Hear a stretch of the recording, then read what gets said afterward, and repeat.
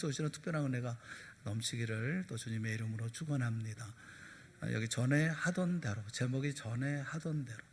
전에 하던 대로라고 그래서 전에 하던 대로 하라는 얘기가 아닙니다. 그런 말씀이 절대로 아니에요.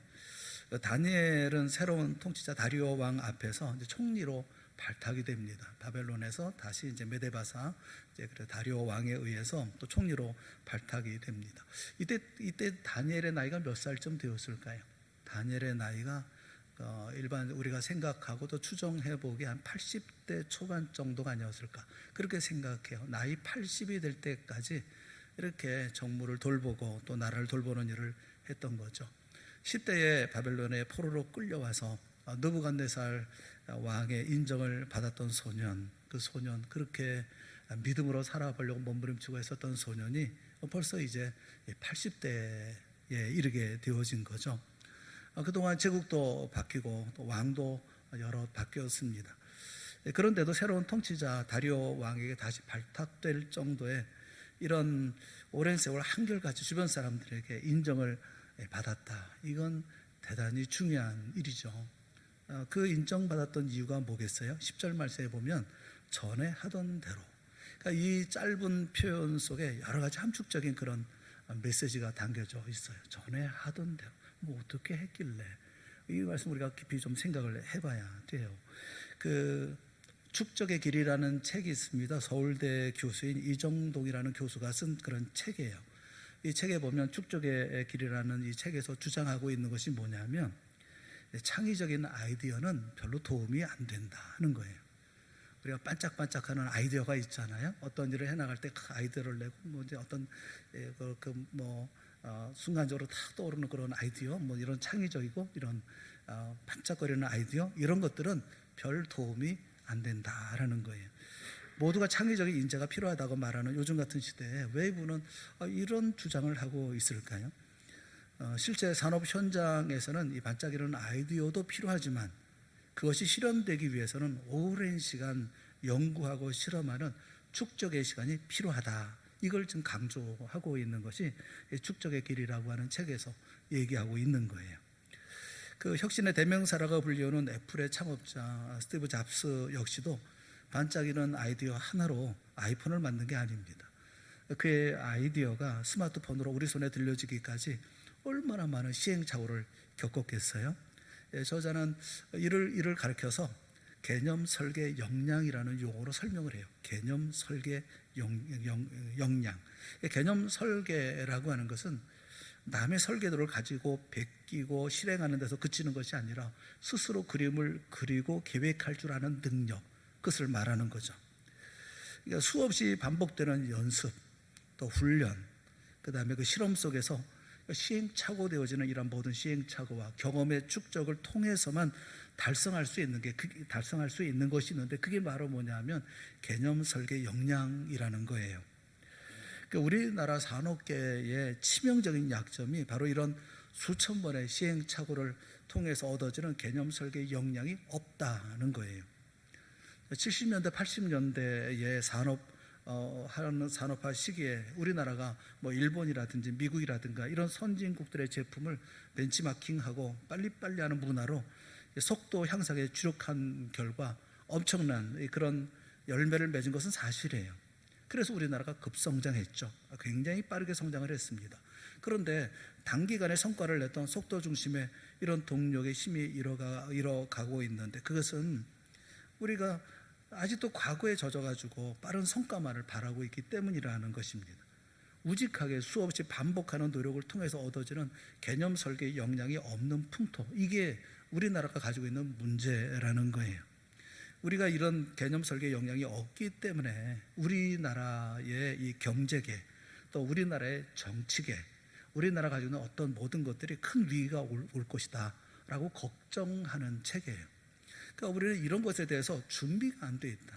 그러니까 그냥 빨리빨리 하면서 그냥 남의 것 베껴서 그래서 거기서부터 뭘 해왔지만 그러나 그들이 축적한 축적의 양을 우리는 비축할 준비가 되어져 있지 않다. 경제만 아니라 정치도 마찬가지다. 빠른 그 민주주의를 흡수하고 그래서 해왔지만 정치력이 없다는 거예요. 그러니까 이렇게 꾸준하고 발전된 이런 모습이 없다는 거예요. 근데 그 책을 보면서 그런 생각이 드는 겁니다. 교회도 그렇지 않을까, 성도도 그렇지 않을까 하는 생각이 드는 거예요. 교회도 규모가 커졌죠. 사람도 많아졌습니다. 그런데 교회 모습을 보면 한없이 가볍기만 해요. 축적하는 어떤 축적된 모습이 보이지를 않아요. 적어도 목사나 교회 중직이라고 하면 흔들림 없는 내용을 축적하고 어떤 내공을 가지고 있어야 되는 거 아니겠어요? 그러니까 우직한 어떤 신앙의 내공으로 젊은 성도들에게 본이 되어야 하는 것이 아니겠습니까? 절로 고개가 숙여지는 훌륭하고 존경스러운 분들도 많아요. 그런 분들도 많이 계십니다. 하지만 그 직분에 대한 무게감이 느껴지지 않는 경우가 참 많다는 겁니다. 왜 그렇겠습니까? 축적이 없기 때문에 그렇죠. 반짝 참여하는 이런 것을 우리가 잘 해요. 행사 많이 하죠. 특별 새벽 기도회라든지 무슨 부흥회라든지 사용회라든지 이런 것 가지고는 우리 존재의 변화를 가져오지 못한다는 겁니다. 일상 속에 계속 축적되고 성장하는 영적인 축적이 있어야 한다라는 거죠. 여러분, 우리는 얼마나 영적 성숙을 위해서 노력합니까? 여러분, 어떤 연습을 하고 있죠? 어떤 훈련을 거듭하고 있습니까? 내가 믿음 생활 잘 해나가려고 하는데 신앙생활에 있어서의 성장과 성숙을 위해서 여러분 어떤 노력을 하고 계시나요? 예수 그리스도를 닮는 어떤 인격적인 깊이를 이루겠다고 도전하고 또 도전하고 훈련하는 그 훈련이 있나요? 예수님의 인격을 닮으려고 하는 그런 어떤 애씀과 몸부림이 있나요? 하나님의 말씀, 성경 말씀을 자신의 생활 속에, 실생활 속에 적용하기 위해서 몸부림치고 고민하는 신앙생활을 하고 계시냐고요. 신앙의 연수가 깊어질수록 초신자들은 도저히 흉내낼 수 없는 어떤 영적인 내공, 흔들리지 않는 묵직하고 든든하고 변함이 없는 이걸 축적한 그런 사람이 보여줄 수 있는 어떤 깊은 영성, 그 영성 있는 삶을 살고 있느냐고요. 어렵고 힘든 가운데 있다 하더라도 저분을 보니까 저분은 달라. 그런데 저분은 보니까 흔들림이 없고 그래도 편안하고 또 그리고 믿음 생활에 나가는 보니까 참 본받을 만해. 이런 삶을 살고 있습니다. 아니면 조그마한 어려움이 있으면 그냥 좌불안석 해가지고 어떻게 할 줄 몰라서 쩔쩔쩔 매고 그러시고 계십니다. 이거는 우리가 축적된 우리 신앙의 문제거든요. 80대라고 하는 나이에 다니엘이 보여줬던 전에 하던 대로 여기 드러난 축적된 영성의 모습 우리가 배워야 되는 거 아니겠어요? 여기서 말씀하고 있는 전에 하던 대로라고 하는 것은 10대 때부터 지금까지 하루도 거치지 않고 계속 쌓여졌던 신앙의 연륜 속에 깊은 믿음이죠. 흔들리지 않는 믿음. 그런 믿음이 바로 이 다니엘이 보여주고 있는 전에 하던 대로라는 말씀 속에 담겨져 있는 거죠. 물론 그렇다고 해서 아직 늦었다 이렇게 얘기할 수는 없어요. 왜냐하면 축적이라고 하는 것은 오늘부터 지금부터 쌓아나가면 되는 것이기 때문에 그래요. 어떤 영적인 내공을 쌓아나가는 우리가 되어지면 되지 않겠어요? 우리 모두가 다 이런 든든하고 흔들림이 없는 눈빛도 흔들림이 없고 어떤 칼날이 왔다 갔다 하더라도 그 가운데 변함이 없는 그런 영적인 내공을 간직한 믿음의 사람들이 우리 동산교회 성도들이 다 될 수 있기를 주님의 이름으로 축원합니다. 오늘 본문이 말씀하고 있는 이렇게 축적된 영적 자산 두 가지가 있어요. 두 가지를 말씀해 주고 있습니다. 하나가 뭐냐면 기도의 축적이에요. 다니엘이 전에 하던 대로 했던 게 뭐죠? 첫째는 기도입니다. 전에 하던 대로 하루 3번씩 무릎을 꿇고 기도하며 전에 하던 대로 무릎을 꿇고 기도했다. 기도의 축적이죠. 다니엘처럼 사자굴에 던져지는 인생의 위기가 찾아올 때 즉각적으로 하나님께 의뢰하고 기도로 나아가는 이것이 몸에 익을 때까지 쌓아야 한다라는 거죠. 오늘 본문에 보면은 두 부류의 사람이 등장합니다. 하나는 다니엘과 같은 부류의 사람, 다니엘과 같은 부류의 사람이 하나 등장하고 다른 하나는 다니엘을 제외한 나머지 부류의 사람들이 등장을 하죠. 다니엘서 6장을 보면 고관 120명 그리고 다리오 왕이 세운 다니엘을 제외한 총리 2사람, 다니엘과 나머지 사람 이렇게 나누어질 수가 있어요. 이 다니엘과 나머지 사람들의 결정적인 차이가 뭡니까? 그들의 행동 양식에 어떤 차이가 있죠? 우리가 3절과 4절에 있는 말씀을 6장 3절과 4절에 있는 말씀을 우리 다 같이 한번 같이 읽어보겠습니다. 시작. 다니엘은 마음이 민첩하여 총리들과 고관들 위에 뛰어남으로 왕이 그를 세워 전국을 다스리게 하고자 한지라. 이에 총리들과 고관들이 국사에 대하여 다니엘을 고발할 근거를 찾고자 하였으나 아무 근거, 아무 허물도 찾지 못하였으니 이는 그가 충성되어 아무 그릇됨도 없고 아무 허물도 없음이었더라. 여기 총리와 고관들의 특징이 뭡니까? 이 사람들은 늘 사람을 주목하고 사람을 상대한다는 거예요. 그것도 아주 저급하게. 자기보다 조금만 앞서면 어떻게 해서든지 짓밟기 위해서 발버둥을 치고, 자기보다 조금 뒤처진다 싶으면 바로 갑질을 한다는 거죠. 이런 사람들이라는 거예요. 이게 세상의 행동 양식이라는 거예요. 앞선 사람은 끌어내리고, 나보다 좀 못 미치는 사람은 밟아버리고, 함부로 갑질 행세를 하고, 이게 세상의 행동 양식이라는 겁니다. 다니엘을 제외한 나머지 사람들이 그러고 난 다음에 벌어진 일이 뭡니까? 이 총리들과 고관들을 위해 뛰어나기 때문에 왕이 그를 세워서 전국을 다스리려고 하니까 어떤 일이 벌어집니까? 허물을 찾잖아요. 고발할 근거를 찾잖아요. 또 거기서 뭐 어떤 그릇됨을 찾잖아요. 뭐가 잘못된 게 어떤 고발할 거가 있을까? 이걸 좀 찾고 있거든요. 자기보다 좀 나은 사람이 있으면 어떻게든지 뭐 못됐다, 잘못됐다, 뭐 이러면서 끌어내리려고 하잖아요. 이런 사람들이 한 부류가 있어요. 사람을 바라보고 사람 중심으로 움직이는 사람들이 있어요. 반면에 다니엘이 그들과 다른 결정적인 차이는 사람을 상대하지 않는다는 겁니다. 지금 상대가 질투심으로 미워서 아주 거기에 뭐 그냥 불이 나서 그래서 자기를 모함에 빠뜨려서 죽이려고 강경한 계책을 꾸미는데, 다니엘은 그들을 상대하지 않아요. 그 사람들을 상대하지 않습니다. 누구를 상대합니까? 전에 하던 대로 기도하며 하나님께로 나아갑니다. 여러분, 우리들 역시도 그렇잖아요. 누군가 모함하거나 마음을 힘들게 하면 다니엘처럼 하나님께로 곧바로 나아갈 때도 있어요. 그렇지만 그렇지 못할 때가 더 많잖아요. 이것을 어떻게 피해 나가지? 사람들이 하는 이런 공격들, 이런 억울한 얘기들, 이걸 어떻게 피해 나갈까? 어떻게 이거를 헤쳐나갈 수 있을까? 그렇게 생각할 때가 더 많잖아요. 그래서 우리는 아직 가볍다는 생각을 지울 수가 없다는 거예요. 우리는 무거운 사람들이 아니다. 우리는 하나님을 바라보고 하나님 중심으로 하나님을 의지하고 하나님 바라보고 아니라는 거예요. 누가 그러면 억울해서 밤잠을 못 자고, 그리고 어떻게든지 보복을 해야 되겠고, 하나 주면 10가지를 갚든지 이렇게 해야 되겠고.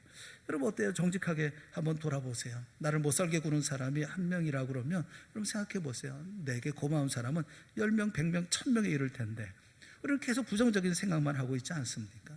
영적인 깊이가 없다는 방증이죠. 깊이가 없는 거죠. 기도의 축적의 목표가 뭡니까?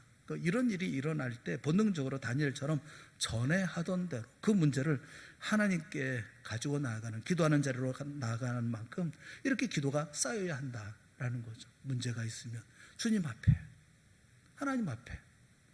우리 동산의 모든 성도들은 다 그런 사람이 되어질 수 있기를 주님의 이름으로 축원합니다. 다툼이 생길 이유가 없어요. 사람을 상대하니까 다툼이 생기고 이런 얘기 저런 얘기 나오는 거 아니에요? 하나님을 상대하는 사람이 그런 얘기가 나올 게 뭐가 있어요? 시편 55편에 보면 다윗이 너무 힘들어요. 너무 힘들어, 견딜 수 없이 힘든 상황에 있어요. 그런 상황의 고백이 있습니다. 시편 55편 16절 17절 말씀에 보면 나는 하나님께 부르짖으리니 여호와께서 나를 구원하시리로다. 저녁과 아침과 정오에 내가 근심하여 탄식하리니. 여기 보면 저녁과 아침과 정오에 내가 근심하며 탄식한대요. 얼마나 힘이 드는지 저녁에도 힘들고 아침에도 근심하고 정오에도 낮에도 탄식이 나온대요. 하루 온종일이잖아요. 밤에도 그렇고 낮에도 아침에도 그렇고 낮에도 그렇고. 근데 그 다음에 중요한 것은 그 다음 구절입니다. 그 다음에 뭐라고? 내가 근심하여 탄식하리니 라고 뭐라고 말씀하고 있느냐 하면 여호와께서 내 소리를 들으시리로다. 여호와께서 내 소리를 들으시리로다. 내가 탄식하고 근심하고 한숨 쉬고 그렇지만 이 소리를 여호와께서 들으시리로다. 그렇게 말씀하고 있거든요. 하나님이 내 소리를 듣는 거예요. 여러분 다윗의 기도의 축적이 느껴지잖아요. 기도가 하나님 앞에 얼마나 간절한지. 저 스스로도 존재의 가벼움을 느낄 때가 언제인가 하면 저의 한숨, 저의 탄식 소리가 하나님이 아닌 아내나 혹은 가까운 동료들에게 들려질 때 그들에게 한숨 쉬고 탄식하면서 하소연하고 얘기하고. 여러분 이게 가볍다는 거잖아요. 믿음생활, 신앙생활 가볍게 하는 거잖아요. 아주 너무 가벼워서 바람 불면 이리 가고 저리 가고 뭐 그런 모습이잖아요. 이게 축적된 신앙의 모습이겠습니까? 전에 하던 대로. 이게 다르잖아요. 우리가 어떻게 바뀌어야 됩니까? 우리의 탄식 소리를 하나님이 들으시도록 해야 되고 기도의 자리로 우리가 나아가야 되는 것이 아니겠어요? 디모데전서 2장에 보면 바울이 권면하고 있어요. 디모데전서 2장 8절에 보면 그러므로 각처에서 남자들이 분노와 다툼이 없이 거룩한 손을 들어 기도하기를 원하노라. 각처에서 남자들이 분노와 다툼이 없이 거룩한 손을 들어 기도하기를 원하노라. 그렇게 말하고 있어요. 오늘날 교회 안에서 일어나는 수많은 분노와 다툼의 원인 중에 하나가 뭐냐면 거룩한 손을 들어 기도하지 않기 때문이다. 그렇게 말씀하는 거잖아요. 교회 안에서 분노하고 싸우는 이유는 축적된 기도의 내공이 없기 때문에 그런 거예요. 거룩한 손을 들고 기도하는 것이 없으니 교회가 이해관계가 얽히고 설키고 그러다 보니 다투고 상처받고 그러는 것 아니겠어요? 꾸준히 기도를 쌓아가야 되는 거죠. 여러분들 모두가 다 이렇게 잘 기도를 쌓아가서 1년 후 내년에는 여러분 모두가 하나님 앞에서 하나님, 제가 지난 1년 동안 그래도 이만큼 기도의 축적을 이루었나이다, 이렇게 기쁘게 고백할 수 있는 믿음의 사람들이 되어질 수 있기를 주님의 이름으로 축원합니다. 기도의 축적을 이루세요. 여러분들 내년 이맘때는 뭔가 다른 모습이 있었으면 참 좋겠어요. 1년을 쌓았으면 뭐 달라지는 거 아니겠어요? 또 5년을 쌓았으면 10년을 쌓으면 뭐 달라져야 되지 않겠습니까? 이렇게 동산교회 성도들이 기도를 잘 쌓아나가는 그런 성도들이 됐으면 참 좋겠어요. 오해 없이 들으셨으면 좋겠습니다. 재개발 때문에 다 이사를 가셔서 힘든 줄은 알아요. 힘든 줄은 알지만 새벽은 누가 지켜요? 새벽 강단, 그 새벽 기도의 자리는 누가 지켜요? 여러분이 지켜야지 누가 지키겠어요? 힘들고 어려워도 그저 허덕이면서 나와서 기도하는 분들이 계셔야 하잖아요. 그게 기도의 축적이지. 제가 오해하지 말고 들으라고 말씀드렸어요. 죄송한 말씀을 드리는 거예요. 알아요. 여러분이 얼마나 힘든 자리 가운데 있는지, 얼마나 먼 자리에 있는지 알아요. 하지만 그래도 교회를 위해서 기도하는 사람들이 교회에서 끊임없이 기도해야 되지 않겠어요? 이런 것이 기도의 축적의 모습이 아니겠어요? 동산교회 이런 축적된 기도의 모습이 있었으면 참 좋겠다, 그런 마음이 있어요. 또 한 가지 우리가 쌓아 올려야 할 것이 또 한 가지 축적이 있는데, 마지막으로, 두 번째가 마지막이에요. 설교를 좀 빨리 하는 사람이 좋더라고요. 성도들이 다 좋아하더라고요. 그래서 빨리 끝내려고 그렇게 두 가지만. 또 오늘 여러분 고생 많이 하셨는데, 마음고생 많이 하셨는데 오늘 또 좋은 결과도 있어서 감사하고, 좀 일찍 가서 좀 쉬시라, 그런 마음에서 좀 짧게 좀 설교를 좀 준비를 했어요. 그래, 또 하나 쌓여 올 것이 뭐냐면 감사의 축적이에요. 감사의 축적. 10절 말씀 우리 한번 다 같이 다시 한번 읽어보겠습니다. 10절 같이 시작. 다니엘이 이 조서에 왕의 도장이 찍힌 것을 알고도 자기 집에 돌아가서는 올라가 예루살렘으로 향한 창문을 열고 전에 하던 대로 하루 3번씩 무릎을 꿇고 기도하며 그의 하나님께 감사하였더라. 감사의 축적. 여기 보여주는 다니엘의 감사는 본능이 아닙니다. 본능적인 감사가 아니에요. 축적된 감사에서 나오는 영적인 내공이 있는 감사예요. 무슨 근거로 그런 말을 하느냐 하면, 여러분 응답받은 후에 하는 감사는 본능입니다. 그럼 뭐 좋고 하나님께 응답받았는데 그럼 감사 안 하겠어요? 본능적으로 나오는 거예요. 감사합니다. 근데 하나님이 위기를 모면하게 도우셨을 때 나오는 감사, 그거 애쓰지 않아도 저절로 나오는 감사예요. 그런데 다니엘의 감사는 그런 감사가 아닙니다. 사자굴에 던져질 위험에서 벗어난 상태가 아니잖아요. 그럼에도 불구하고 감사는 다니엘의 태도에서 그에게는 감사의 길이 잘 닦여져 있구나 하는 것을 우리가 알 수가 있어요. 감사의 길이 잘 닦여져 있어요. 우리는 어떤 길이 잘 닦여 있습니까? 다니엘과 같은 감사의 길은 별로 없고 불평의 길이 아주 너무 잘 나 있는 것 아니겠어요? 습관적으로 불평이 툭툭 튀어나오지 않습니까?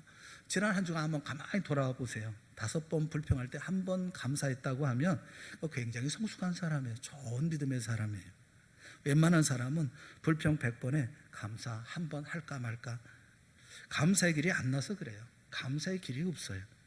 다니엘은 얼마나 감사의 길이 잘 나 있는지, 문제가 해결되지 않았는데도 감사의 고백이 터져 나옵니다. 이게 튀어나오는 거예요. 감사의 축적의 목표가 바로 여기 아니겠어요? 문제 해결이 일어나기 전에 미리 감사하는 데까지 이르도록 감사를 열심히 쌓아야 되는 거 아니겠어요? 감사하는 훈련도 계속 감사하는 훈련을 하는 거죠. 그렇게 살면 다른 사람이 아닌 누가 행복합니까? 내가 행복해요. 내가 감사하며 살면 내가 행복해요. 내가 평안하고. 그리고 나와 함께 있는 사람이 행복해요. 빌립보서 4장 6절과 7절 말씀 우리가 잘 알잖아요. 아무것도 염려하지 말고 다만 모든 일에 기도와 간구로 너희 구할 것을 감사함으로 하나님께 아뢰라. 그리하면, 감사함으로 하나님께 아뢰면, 그리하면 어떻게 됩니까? 모든 지각에 뛰어난 하나님의 평강이 그리스도 예수 안에서 너희 마음과 생각을 지키시리라. 편안해져요. 감사함으로 모든 문제를 감사하며 나아가면 내가 편안해요. 마음이. 내가 행복해요. 내가 행복하면 누가 행복해요? 나와 함께 있는 사람도 다 행복하고 편안해져요. 그 세계에서 가장 영향력이 있는 100사람 중에 꼽힐 그런 유명한 미국의 여성 앵커가 있죠. 오프라 윈프라라고 하는. 이 사람은 굉장히 바쁜 사람입니다. 전용기로 이동할 정도로 바쁜 그런 스케줄을 가지고 사는 사람인데, 아무리 바쁘다 하더라도 일과를 마무리하면서 매일 빼놓지 않고 하는 게 있대요. 그게 뭐냐면 잠자리에 들기 전에 감사일기를 쓰는 거라고 그래요. 감사일기를 꼭 쓴다고 그래요. 하루 동안 일어날 일들 가운데서 5가지 감사 목록을 적는답니다. 예를 들면 이런 거예요. 오늘 더 거뜬하게 잠자리에서 일어날 수 있어서 감사합니다. 유난히 눈부시고 파란 하늘을 보게 해주셔서 감사합니다. 점심때 맛있는 스파게티를 먹게 해주셔서 감사합니다. 얄미우짓하는 그런 동료에게 화내지 않는 저의 참을성에 감사합니다. 좋은 책을 읽었는데 그 책을 써준 작가에게 감사합니다. 5가지 감사 제목을 이렇게 쓴다는 거예요. 여러분, 감사와 염려는 항상 엇갈립니다. 감사와 염려는 엇갈립니다. 한편으로 보면 감사하고 한편으로 보면 염려예요. 이쪽에서 보면 걱정투성이인데 저쪽에서 보면 또 감사해요. 감사를 영어로 thank라고 그러죠. 이 thank라고 하는 이 감사라는 말은 think라는 말과 어원이 같다고 그래요. 감사한다, 생각한다. 이 뿌리가 같다는 겁니다. 무엇을 생각하느냐, 어느 각도에서 생각하느냐에 따라서 감사할 수도 있고 염려할 수도 있다는 거예요. 다니엘은 바벨론의 포로로 끌려온 사람입니다. 그날에서 정치가로 일을 했고, 바벨론이 망해서 메데바사가 일어났죠. 메데 왕 다리오가 또 다니엘을 기용했어요. 120명의 방백 위에 3명의 총리를 두었습니다. 그 가운데 하나가 다니엘이었어요. 그런데 셋 중에 한 사람을 다시 세워서 전국을 다스리게 하려고 하니까 시기하고 질투가 하고 또 모함하고 억울한 말들을 하는 거예요. 그래서 결국 30일 동안 왕 외에 다른 신들이든지 사람이든지 무엇을 구하는 자는 사자굴에 던진다라는 금령을 만든 겁니다. 이 다니엘 한 사람을 보고서 이 나라의 법을 만든 거예요. 거기에 다리오 왕은 어이없게도 왕의 직분을 도장을 찍었어요. 하나님의 뜻대로 살았습니다. 진실하게 살았어요. 정직하게 살았습니다. 충성하면서 하루하루를 살았어요. 그런데 왜 마지막에 사자굴이냐고요. 원망하자고 하면 원망거리가 넘쳐납니다. 하나님 도대체 어디 계시는 겁니까? 아니, 계시기는 하시는 겁니까? 왜 내게 이렇게 하시는 겁니까? 내가 뭘 그렇게 잘못해서 온 사람들에게 다 미움받고, 이 나라의 법이 나 하나 죽이자고 만든 법이니 이게 말이 됩니까? 원망할 수 있잖아요. 그런데 감사해요. 무슨 감사일까? 저는 곰곰 생각해 봤어요. 아니, 다니엘이 무슨 감사를 하겠어요? 무슨 감사를 했을까요? 어떤 감사를 했을까요? 그런 감사였을 것 같아요. 80평생 살아오면서 주님 나와 함께 하시고 여기까지 나를 인도해 주신 주님 참 감사합니다. 그러지 않았겠어요? 여기까지 인도해 주셨으니 참 감사합니다. 그러니 평안한 마음으로 전에 하던 대로 여전히 같은 마음, 같은 모습, 같은 행동으로 기도하고 감사하죠. 다니엘에게 감사는 체질이고 성품이었어요. 여러분, 오랫동안 해온 감사가 습관이 되고 그 습관은 성품이 되는 거예요. 우리는 영적인 신앙 생활이라고 하는 것은 눈속임으로 되는 게 아닙니다. 내 안에 터무니없는 것을 집어넣고 가짜로 성장하는 성장은 없어요. 에녹이 하나님과 동행했다. 일상생활 속에서 하나님과 동행했다는 거 아닙니까? 에녹은 아주 소소한 이런 일상 속에서 하나님을 의지하고 하나님을 바라보고 하나님보다 앞서지 아니하고 하나님의 뜻을 구하고 이렇게 하나님과 동행한 것이죠. 이런 것이 축적이 되면 하나님의 에녹을 귀하게 여기시고 사랑하셔서 놀라운 은혜를 베풀어 주셨던 것처럼 우리한테도 그렇게 하지 않겠어요? 여러분도 이렇게 쌓아 나갈 수 있기를 주님의 이름으로 축원합니다. 기도를 쌓아나가고 믿음의 삶에 감사를 쌓아나가고 자꾸 쌓아나가 축적해서 그래서 거기에 길이 뻥 뚫린 그런 길을 걸어가야 되는 건 아니겠어요? 다니엘은 전에 하던 대로 기도하고 전에 하던 대로 감사했습니다. 상황과 여건에 상관없이 평안할 때도 감사하고 힘겨울 때도 감사하고 모든 사람의 사랑을 받을 때도 감사하고 모든 사람의 미움을 받을 때도 감사합니다. 심지어 사자굴에 들어가는 운명에 처해 있을 때도 하나님만 바라보고 기도하고 감사합니다. 주님만 바라보는 다니엘에게 그 기도와 감사가 다니엘이었고 또 다니엘에게는 기도와 감사가 일상이었어요. 주님 바라보는 삶의 모습이 아니었겠습니까? 저는 동산의 모든 성도들이 내년 이맘때쯤 전에 하던 대로 기도하시고 전에 하던 대로 감사하는 다니엘 같은 주님의 자녀로 성장해 있기를 주님의 이름으로 축원합니다. 시작하시고 성장하시고 자라나세요. 믿음 안에서 자라나서 훌륭한 믿음의 삶을 살아야죠. 주 안에서 믿음의 좋은 삶을 살아야죠. 다니엘이 전에 하던 것처럼 우리도 전에 하던 것처럼 축적된 그런 삶으로 우리가 믿음의 삶을 만들어가고 교회의 삶을 만들어가고 또 모든 사람들에게 복음을 전하고 코로나가 있든 없든 이런 일이 있든 저런 일이 있든 상관하지 않냐고 그저 그 가운데 변함없는 모습으로 주의 나라를 만들어가는 그런 역사가 있을 때 주님께서 베푸시는 놀라운 기적 같은 역사들이 늘 우리 가운데 있지 않겠습니까? 동산교회는 기적이 동반하는 기적이 일상인 언제나 기적 속에 살아가는 그런 교회가 될 수 있기를 바랍니다. 여기 전에 하던 대로 전에 하던 대로 끊임없이 끝까지 자기의 길을 걸어나가는 우리 동산교회가 되어지고 동산의 모든 성도들이 다 되어질 수 있기를 주님의 이름으로 축원합니다. 함께 기도하겠습니다. 사랑의 하나님 아버지, 우리에게 은혜를 베풀어 주시니 감사합니다. 우리에게 언제나 주님께서 우리를 그저 방관하지 아니하시고 또 우리를 놔두지 아니하시고 끊임없이 관심을 가지시고 또 우리의 손을 붙잡아 주시며 우리의 길을 열어주셔서 오늘까지 믿음의 삶을 살아오게 하여 주셨으니 그네를 감사합니다. 우리 동산교회가 앞으로 나가는 모든 길들 가운데도 이처럼 주님께서 역사하시고 또 동행하여 주실 줄을 믿습니다. 다만 그 가운데 더 깊어지는 믿음의 사람들이 우리 동산의 성도들이 되게 하여 주시옵소서. 전에 하던 대로 기도할 줄 아는 깊은 영성을 가지고 주 앞에 엎드리는 성도들 되게 하여 주시옵시고 전에 하던 대로 늘 감사하며 주의 역사를 만들어가는 우리 동산의 모든 성도들이 되게 하시고 우리 동산교회가 되게 하여 주시옵소서. 다니엘과 같은 믿음의 아름다운 역사가 동산교회 가운데 이루어져 날마다 기적이 있게 하시고 날마다 승리가 있게 하여 주시옵시고 날마다 하나님의 영광만 드러날 수 있도록 은혜 베풀어 주시옵소서. 예수님의 이름으로 간절히 기도드리옵나이다. 아멘.